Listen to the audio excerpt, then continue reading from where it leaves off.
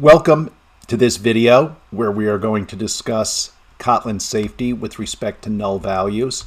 One thing before we get started, please look in your learning materials in the Kotlin class files for exercises that are in comments or that are commented out.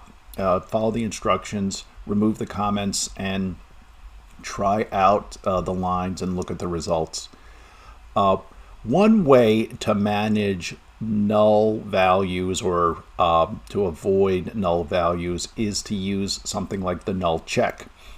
Kotlin gives us lots of ways to manage null values because in life and in business there's a lot of variability, a lot of unpredictability, and we just need to manage situations. We can't always be sure of a non-null value.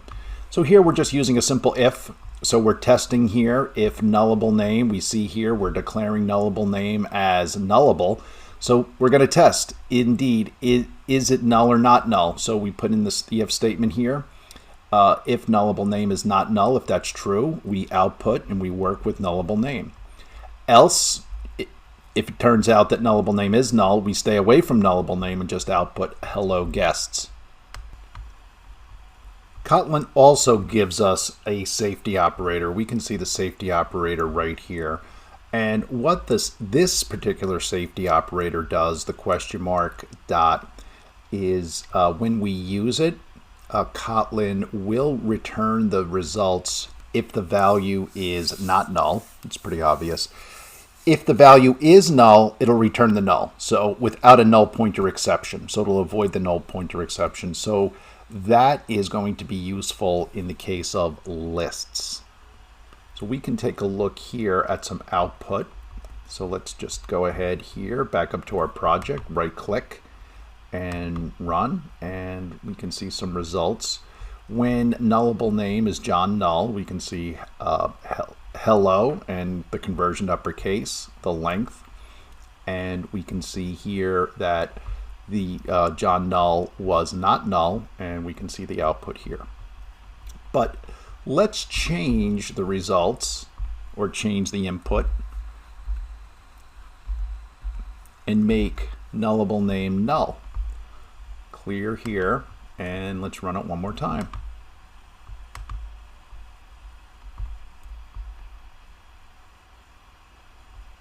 And we can see we have null guests. And here, our output here, we did get a null returned, but no null pointer exception was returned.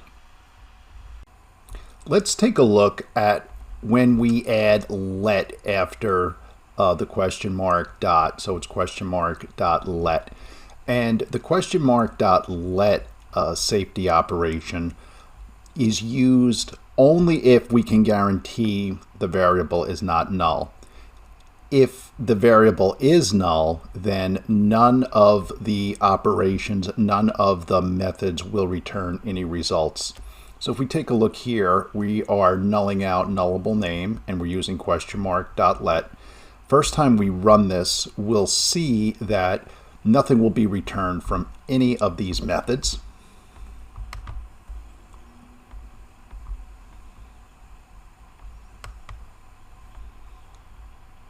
And we can see here the last results that we got was from up here where nullable name John Null went to uppercase. Now let's do this. Let's go down and let's add. First we'll clear the console. We will update the value of nullable name by removing these comments. Then we should see some output from these two methods. Let's try it.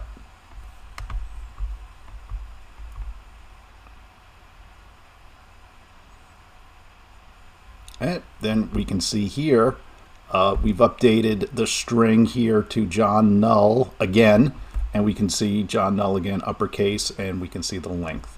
So the question mark dot let safety operator only performs or returns results when the value is not null.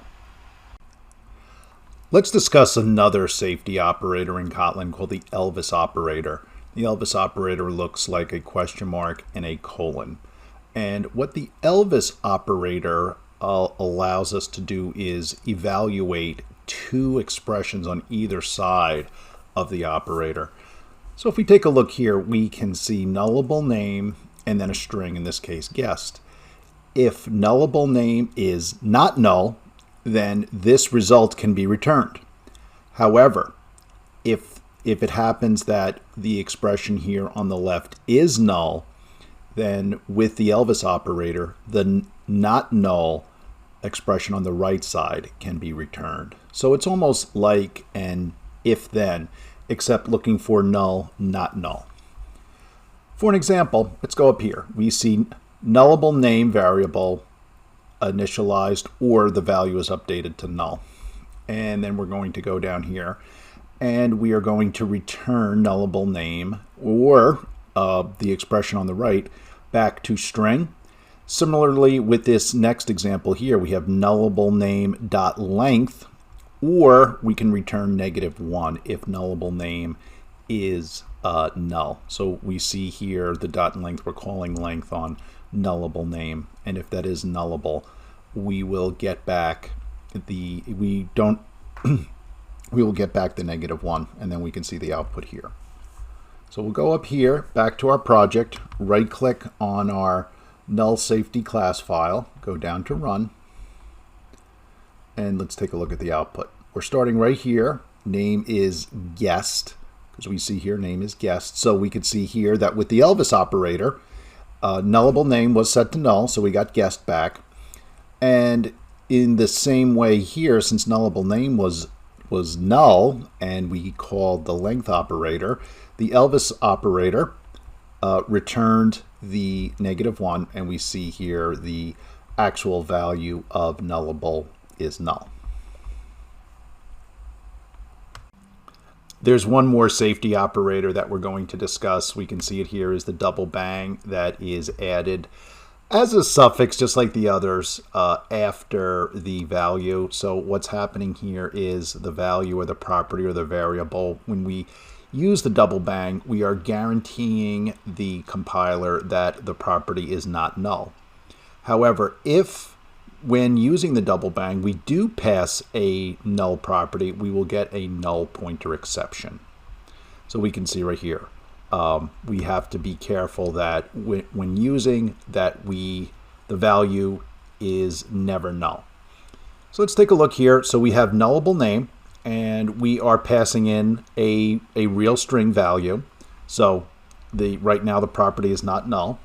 So we'll go up here to our Kotlin class file, right click and run, and we'll see the results. We'll see here that nullable name, Uncle John null, because we updated the value of nullable name to Uncle John null. We called the toUpperCase method, and we see here toUpperCase. So that worked fine. Now let's comment out our update and make a new update where nullable name is null. Clear the console. And now let's run one more time, and what we're going to expect to see that since we're guaranteeing nullable name to be not null, we'll expect to see a null pointer exception when we get to this line 94, where we're using the double bang. So let's again go back up to our Kotlin class file, right click, run the Kotlin class file, and we see we do indeed have our null pointer exception. So thanks for watching this video about the Kotlin safety operators, and stay tuned for more Kotlin videos.